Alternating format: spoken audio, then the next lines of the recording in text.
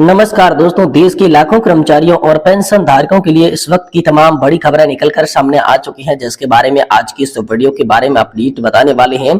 जी हां दोस्तों, पेंशन बढ़ोतरी का इंतजार कर रहे लाखों सरकारी कर्मचारी, राज्य कर्मचारी और ईपीएस 95 पेंशन धारकों के लिए आखिरकार बड़ी खुशखबरी आई है। जी हां दोस्तों, ईपीएस 95 पेंशन धारकों की पेंशन बढ़ोतरी को लेकर लगातार 6 से 7 सालों से संघर्ष कर रही राष्ट्रीय संघर्ष समिति के कमांडर अशोक रावत का बड़ा बयान सामने आया, जिनमें उन्होंने दोस्तों एक बड़ी सभा को संबोधित करते हुए, जिसमें दोस्तों भाऊ साहिब का भी यहाँ पर जो है उनको साथ मिला है, और इसी को लेकर नेशनल एजुकेशन कमेटी के मुख्य कमांडर अशोक रावत ने बड़ा ऐलान आप सभी ईपीएस पेंशन धारकों के लिए किया है। इसके बारे में भी दोस्तों आज की इस वीडियो के अंदर आप सभी को संपूर्ण रूप से जानकारी देने वाली है। वहीं दोस्तों पुरानी पेंशन योजना को लेकर बड़ी खबर हाल फिलहाल में सामने निकल कर आ चुकी है। राज्य में लागू की गई है पुरानी पेंशन योजना, हजारों कर्मचारियों को मिलेगा लाभ। तो दोस्तों एक और राज्य में आप सभी के लिए पुरानी पेंशन योजना को लागू कर दिया जा चुका है, जिससे हजारों कर्मचारियों को यहाँ पर लाभ मिलने वाला है। तो आखिर किस राज्य में ओल्ड पेंशन योजना को फिर से बहाल कर दिया गया है, इसमें दोस्तों आप सभी को लाभ मिलेगा, इसके बारे में भी आज की इस वीडियो के अंदर बात करेंगे, क्योंकि ओपीएस की मांग लगातार हो रही थी और इसी को लेकर बड़ा अपडेट हाल फिलहाल में सामने आया है। इस पर दोस्तों विस्तार से बात करने वाले हैं। वही केंद्रीय कर्मचारियों के डीए में 6% की बढ़ोतरी होना तय मानी जा रही है। महंगाई भत्ता बढ़ोतरी को लेकर बड़ी खबर सामने आ रही है। पेंशन धारक डीआर का इंतजार कर रहे थे और कर्मचारी डीए का इंतजार कर रहे थे, इसी को लेकर हाल फिलहाल में आप सभी के लिए बड़ी खबर आई है। वही दोस्तों हरियाणा से इस पेंशन पर बड़ी खबर आ रही है। ईपीएस न्यूनतम पेंशन को लेकर बड़ा अपडेट आया है। कर्मचारी भविष्य निधि संगठन और सरकार का मास्टर स्ट्रोक दोस्तों ईपीएस पेंशन को लेकर सामने आया है। इसके बारे में भी दोस्तों आज की इस वीडियो के अंदर संपूर्ण रूप से विस्तार से अपडेट आप सभी को देने वाले हैं। वहीं केंद्रीय कर्मचारियों का इतना बढ़ेगा डीए और पेंशन धारकों का बढ़ेगा डीआर, 2 दिन बाद सब हो जाएगा फाइनल। तो आखिरकार 2 दिन बाद क्या सब फाइनल होने वाला है, इसके बारे में भी विस्तार से जानकारी आप सभी को इस वीडियो के अंदर देंगे। यानी कि दोस्तों पेंशन धारकों से जुड़ी बड़ी खबरों को इस वीडियो के अंदर जानेंगे, जिसमें पेंशन बढ़ोतरी के साथ साथ डीए को लेकर बड़ी खबर है, महंगाई भत्ते के साथ साथ मेडिकल सुविधा को लेकर बड़ी खबर है, उच्च पेंशन के मामलों को लेकर बड़ी खबर है, और दोस्तों सुप्रीम कोर्ट ने जो आदेश दिया था उस आदेश को लेकर आप सभी के लिए बड़ी खबर है। तमाम बड़ी खबरों को वीडियो के अंदर विस्तार से जानेंगे, इसलिए आप सभी ईपीएस 95 पेंशन धारकों से निवेदन करते हैं कि दोस्तों आज की इस वीडियो को आप सभी लास्ट तक जरूर देखिएगा। देखिए दोस्तों सबसे पहले बात करते हैं ईपीएस 95 पेंशन धारकों की पेंशन के बारे में। तो दोस्तों हाल फिलहाल में नेशनल एजुकेशन कमेटी के मुख्य कमांडर अशोक रावत के द्वारा बड़ा बयान ईपीएस पेंशन धारकों के लिए निकलकर सामने आ चुका है, जिसमें दोस्तों ईपीएस 95 पेंशन धारकों को जल्द मिल सकती है खुशखबरी। कमांडर अशोक रावत ने किया है बड़ा ऐलान। जी हाँ दोस्तों, आप सभी के लिए कमांडर अशोक रावत की मुलाकात पूर्व सांसद भाऊ साहिब वाजपेयी से हुई, जिनमें दोस्तों भाऊ साहिब ने कहा कि मैं हमेशा आपके साथ में रहा हूं और भविष्य में आने वाले समय में भी आप सभी की मांगों को लेकर, आप सभी की जो मांगे हैं वो मंजूर करवाने के लिए पूरी कोशिश करूंगा। इस बीच नेशनल एजुकेशन कमेटी के मुख्य कमांडर अशोक रावत ने यहाँ पर जो है 4 मंत्री, 4 सचिव, निधि आयुक्त, निधि अतिरिक्त आयुक्त और मुख्य आयुक्त की बैठक की है, जिसमें ईपीएस 95 पेंशन धारकों की 4 सूत्रीय मांगे, यानी कि 7,500 प्लस डीआर की पेंशन, साथ ही साथ फ्री मेडिकल की सुविधा, उच्च पेंशन का लाभ सभी पेंशन धारकों को मिले, और सुप्रीम कोर्ट का जो आदेश है वो सुचारू रूप से सभी पर समान रूप से लागू हो, इनके बारे में विशेष चर्चा की। जिसके बाद उन्होंने कहा कि हमने दिल्ली में जो आंदोलन किया था उसमें घोषणा ये की थी कि जल्दी आप सभी के लिए खुशखबरी होगी। तो एक बार फिर से आप सभी के लिए बड़ा आश्वासन मिला है, जिसमें 4 मंत्री, 4 सचिव, नीति अतिरिक्त आयुक्त, मुख्य आयुक्त और दोस्तों अतिरिक्त आयुक्त ने भी यहाँ पर बड़ी जानकारी ईपीएस पेंशन धारकों के लिए दे दी है। भाई दोस्तों आप सभी के लिए अगली बड़ी अपडेट की बात करें तो दोस्तों पुरानी पेंशन योजना को लेकर हाल फिलहाल में आप सभी के लिए महत्वपूर्ण और मुख्य अपडेट आया है, जिसमें दोस्तों इस राज्य में लागू की गई है पुरानी पेंशन योजना, हजारों कर्मचारियों को मिलेगा इसका लाभ। तो आखिरकार हजारों कर्मचारियों को कैसे लाभ मिलेगा, कौन सा ऐसा राज्य है जहां पर दोस्तों पुरानी पेंशन योजना यानी कि ओपीएस की बहाली की गई है, इसके बारे में संपूर्ण जानकारी विस्तार से जानेंगे। इसलिए निवेदन आपसे एक ही रहेगा कि दोस्तों वीडियो आप लास्ट तक देखें। वीडियो अच्छा लगे तो इसे लाइक करें, नहीं तो लाइक करना छोड़ दीजिए, लेकिन अगर आप वीडियो को पूरा देखेंगे तो ही दोस्तों आपको संपूर्ण जो जानकारी है वो समझ में आएगी। तो चलिए बिना किसी देरी के जानते हैं कि आखिरकार ओपीएस को लेकर क्या बड़ी खबर निकलकर सामने आ चुकी है। पुरानी पेंशन व्यवस्था लागू करने की मांग काफी लंबे समय से केंद्रीय और राज्य कर्मचारी कर रहे थे।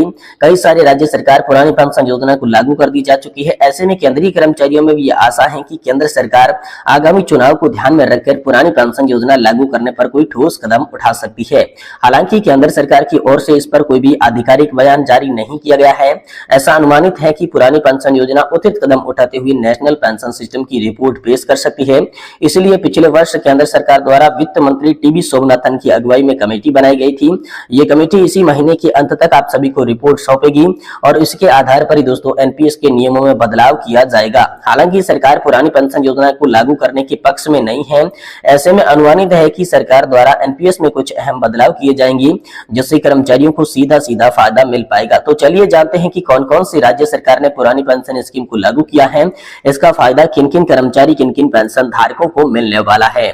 दोस्तों, पुरानी पेंशन व्यवस्था लागू करने की मांग पूरा करने के लक्ष्य से कर्नाटक सरकार चुनावी वादों में की गई पुरानी पेंशन योजना की बहाली को लेकर साकार करते हुए अपना वादा पूरा कर दिया है एवं पुरानी पेंशन योजना लागू करने की घोषणा कर दी है। इससे कर्नाटक राज्य की लगभग 13,000 से भी अधिक राज्य कर्मचारियों को पुरानी पेंशन योजना का फायदा मिलेगा, जिनकी भर्ती 2006 के बाद हुआ था।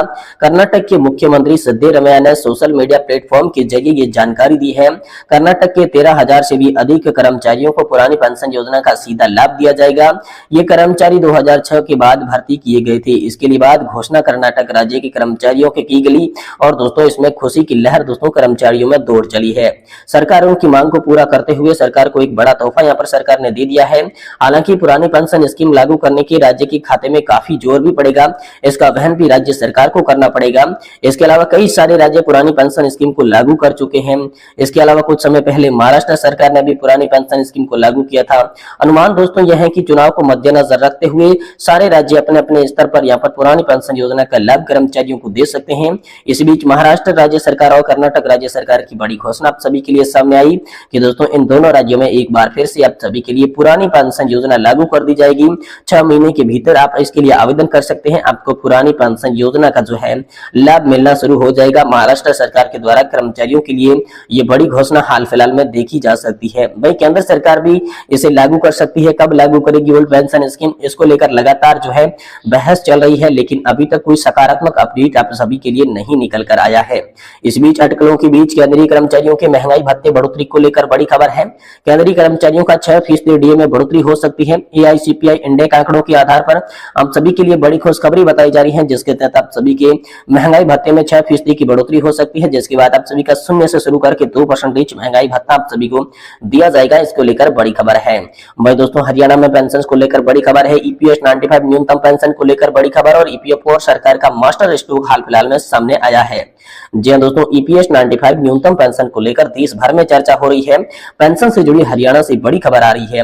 बजट भाषण में स्पष्ट रूप से लिख दिया गया है कि वरिष्ठ नागरिक कर्मचारी भविष्य निधि संगठन का लाभ प्राप्त कर रही हैं। अब उन्हें तक वृद्धावस्था सम्मान नहीं दिया जाता है। तो ऐसे में दोस्तों इस मामले में कई मामले जो है सामने आए, जहां पर ईपीएफ पेंशन 3,000 रुपए प्रति माह से कम है।